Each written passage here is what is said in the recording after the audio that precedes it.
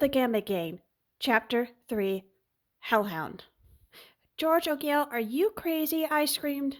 Darkness surrounded us. There were outlines of shapes in different sizes. I saw a light in the shape of a door. We went through the light and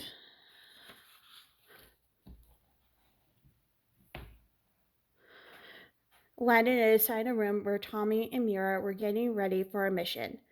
They were shocked to see us and gave Sandy a glare of disgust. What? How? What were those shapes? I asked, confused. That was shadow travel, he replied. The shadows we're seeing were others using shadow travel. All you do is close your eyes, focus on where it is you want to go, but you must have magic clouds for it to work. Too bad for you, he said with glee. Stay here while I report in. Good grief. Learn something new every day, my mom always says. Then an idea hit me. And remember, Sandy said we were going to London. So I thought we could have a little fun and get a head start. Why not give it a whirl? I was able to path step earlier, well, sort of. So I turned to Tommy and Mira. Why don't we play a little trick on our new leader, Sandy?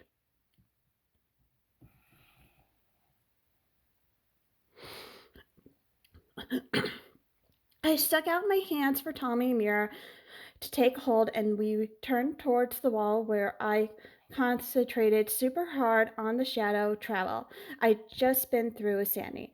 So I closed my eyes tightly and repeated the word London in my head while focusing on the memories of shadow travel. I held their hands and ran straight into the wall, into the shadows. We were running until we saw the light and stepped through it to the other side. Ha! I did it. It worked. Yippee! I knew it. Yes! We were in an office covered with images and illustrations of all sorts. The room had two chairs, a desk, a glass window, and shelves on two walls. May I ask who you three are? Said a British voice. Sitting at a desk was a lady in a blue shirt, average height, pale skin, with blue eyes and brown hair.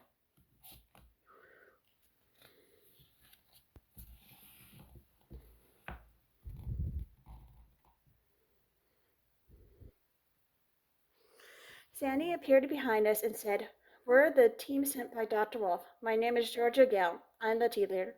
What? How the heck did he follow us so quickly? Ugh, fail. Darn it. Well, at least I was able to make it work. I did it, yes. How nice of the doctor to send his son. I'll have to thank him the next time I see him. The woman said, Son? What? I thought. My name is Mrs. Blake. I'm the head counselor for the London base. You're here because we are having a problem with vampires. Vampires, said Tommy and Mira in unison. Um, for the record, I would like to state we have only done capture missions, and Johanna and I can't do magic, said Tommy.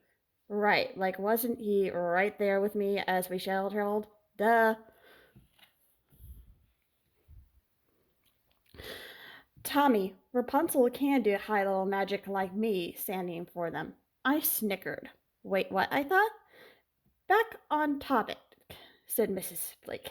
We believe that vampires in London are breeding and hatching dragons. However, it is unclear why. So I'm sending you to see my son to get more information. We left the building and took a train into the country, where Sandy proceeded to get us a cab to a small white house on the cliff where Mrs. Blake's son, Isaac, was waiting for us. He had dark brown hair, brown eyes, and pale skin. He was standing on the porch. What is the mysterious legend and myths of magic? Isaac asked. Sandy replied with the Gambit Gang passphrase.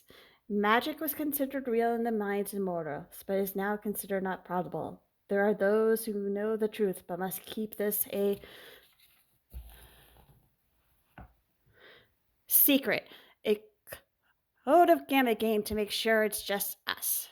Isaac smiled and said, Come on in, I'll fill you in. The place was a mess, so Sandy said, Clean, and the place was a crystal clean in an instant. Dang, that's cool. I'll have to remember that one. Could come in very handy. Isaac gestured for us to have a seat.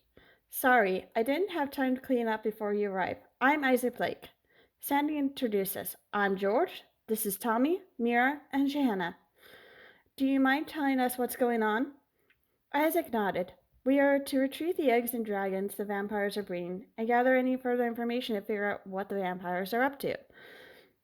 Isaac and Sammy went into the living room while the rest of us moved into the kitchen to have some hot chocolate since we haven't eaten.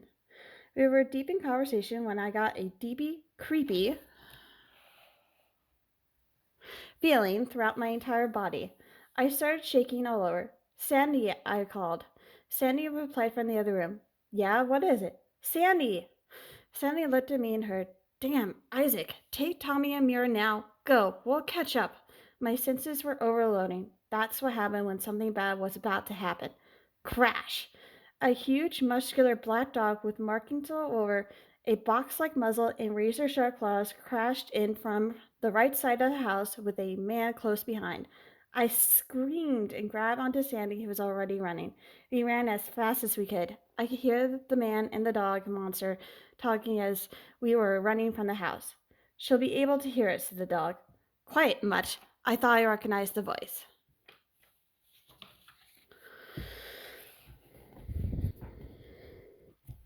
Sandy, that's the guy from my dream, the one who was standing next to the snake man.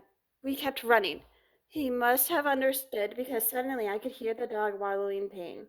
It was ridiculous how afraid I was. I was still shaking from my overload when I heard Sandy calmly speaking my name.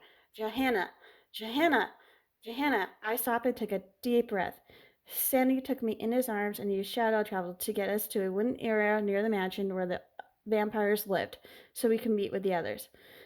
Is she all right? Asked Mira quickly. She's all right, Sandy replied. Just shaken up. Give her a minute. Takes a second for her senses to calm down after an episode. The weird feeling was dissipating. I could tell I was returning to normal. Sandy let go of me and I could see everyone was safe. I didn't know if they saw the dog monster thing or not. The mission's canceled. We're going back to base, said Sandy.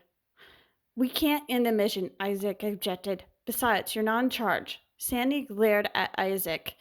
Finish the mission by yourself then, but my team's done. My mother won't let you leave until we finish the mission. Trust me, I've tried countless times. She'll only let us go if we complete the mission or if we're all injured or dead. Sonny looked at his team and asked, Are y'all up for it? I'll be fine, I said. I just need a second. Tom and Mir nodded. We had 45 minutes left before the vampire party started. We all took a breath to calm my nerves. Tommy and Mira sat on our tray while Sonny and I called Dr. Wolf. Hello, Dr. Wolf. Speaking, he answered. Hey, it's me, George. We've got a small problem.